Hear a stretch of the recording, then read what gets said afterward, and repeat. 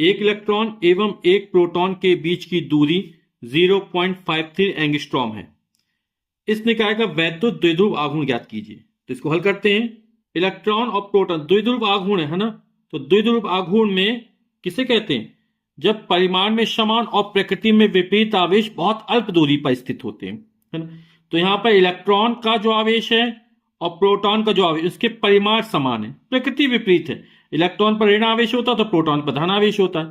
तो वैद्युत द्विध्रुव आघूर्ण जब निकालते हैं तो P बराबर होता है Q इंटू 2L, यही दोनों के बीच की दूरी और किसी एक आवेश का परिमाण रखा जाता है। तो यहां पे Q बराबर लिख देते हैं, परिमाण कितना होगा 1.6 गुणे 10 की घाते -19 कूलाम का।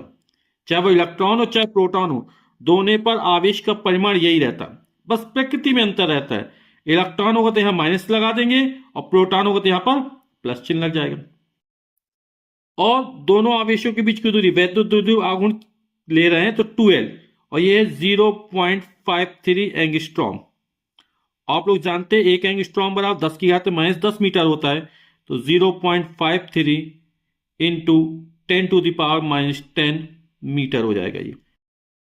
वैद्युत द्विध्रुव आघूर्ण यानी स्मॉल p का मान ज्ञात करना है। तो वैद्युत द्विध्रुव स्मॉल p बराबर हो जाए Q इंटू 2L। Q का मान दिया 1.6 इंटू 10⁻⁻19 और दोनों आवेशों के बीच की दूरी है 0.53 इंटू 10⁻⁻10। 16 3 48 की 8 हाथ लगी 4, 16 पंचे 80, 4 84,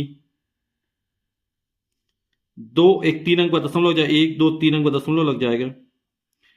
10 की घात -19 में 10 की घात -10 का गुणा करना है, आधार समान घातें जुड़ जाएंगी तो हो जाएगा 10 की घात -19 और -10 -29। अब दशमलव राइट हैंड साइड खिसकाना है तो क्या होगा, माइनस के एक और हो जाएगा यहां पर, तो हो जाएगा 8.48। इसमें माइनस एक और जोड़ देना है तो 10 की घात -30 हो जाएगा। और वैद्युत द्विध्रुव आघूर्ण का मात्रक, आवेश का मात्रक कूलाम, दूरी का मात्रक मीटर, तो हो जाएगा कूलाम मीटर।